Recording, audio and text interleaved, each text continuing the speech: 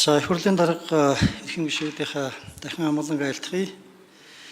За газрын тос бол манай улсын бие даасан байдлыг бэхжүүлэх гол үндсэн стратеги. Энийг та бүгдээрээ мэдж байгаа учраас энийг би бас энэ дээрээс дахин бас тэмдэглэж байна. Нөгөө төгөр эдийн засгийн хөгжлийн үндэс нийгмийн сайхан байдлыг бий болгох гол үндсэн жишээ нь арга зам хөшүүргийг бий болгодог энэ нөөц гэж ойлгох ёстой. Энэ улс орнуудын хөгжилч гэсэн бас энэ дээр суурьсан байдлаар өнгөрсөн 100 гаруй жилийн хугацаанд бол явж ирлээ. Энэ үүднээс өнөөдрийн бидний энэ хэлцэж байгаа хууль буюу газрын тосны тухай хуульд нэмэлт өөрчлөлт оруулах тухай хууль бол өөрөө бас онцгой ач холбогдолтой хуулиудын нэг гэдгийг та хүмүүс мэдж байгаа баха. Ойрын хугацаанд дэлхийн геополитик бол их тийм эрчимтэй өөрчлөгдсөн янз янзын зөрчлүүд байх шиг байна. Тэрний цаана чинь 3 үндсэн хүчин зүйл байгаа гэж судлаачид хэлж байгаа. Нэг нь цэвэр эцсийн хүчний өрсөлдөөн, хоёр дахь нь бол худалдааны өрсөлдөөн, гурав дахь нь бол усны эрхийн төлөөх өрсөлдөөн явж байна гэж. Тэгэхээр цаашдаа ч гэсэн энэ өрсөлдөөн бол үргэлжлэх байх.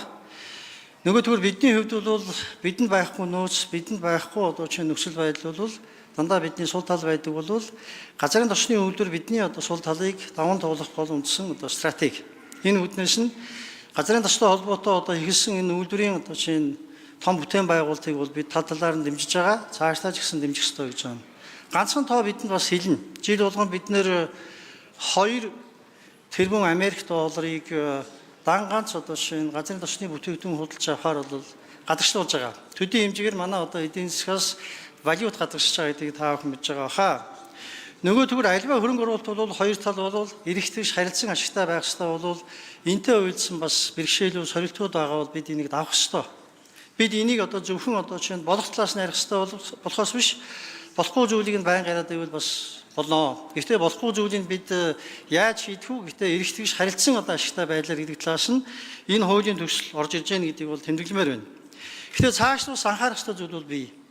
Геологийн хайгуул хийхгүй болохгүй. Сайлаа бэлтгэл саваа бэлтгэсэн Монгол үг байдаг бол бид эсрэгээрээ саваа бэлдэж байгаа бол сайлаа давхар бэлтгэх ёстой болчлоо гэсэн үг. Нөөцөл байхгүй бол энэ үйлдвэр чинь ажиллахгүй учраас энийг бас гишүүд бол хэлж байна.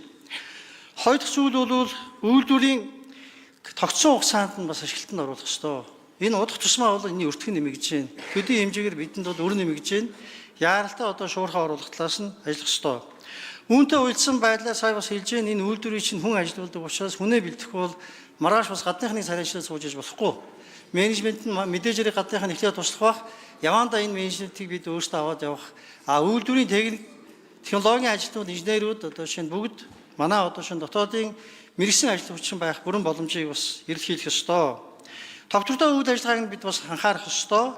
Төсвөлд мэдээж хэрэг орон нутгийн иргэдийн эрх ашигыг бид заавал хангах ёстой.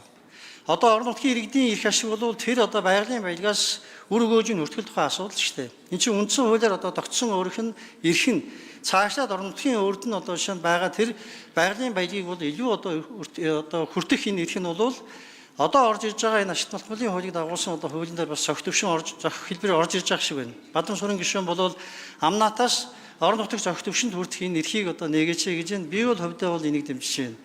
Бүхий л тал бол ашигтай, үндсэндээ бол Монгол улсын хөгжилд ашигтай, Монгол улсын хөгжил стратегийн үндэс болсон шийдэл болох ёстой гэдэг үднээс эрхэм гишүүд та бүхэн энэхүү хуулийг бас дэмжиж яаралтай бас шийдэж шийдвэр гаргаж өгөхийг бас би хүсэж байна. Баярлалаа.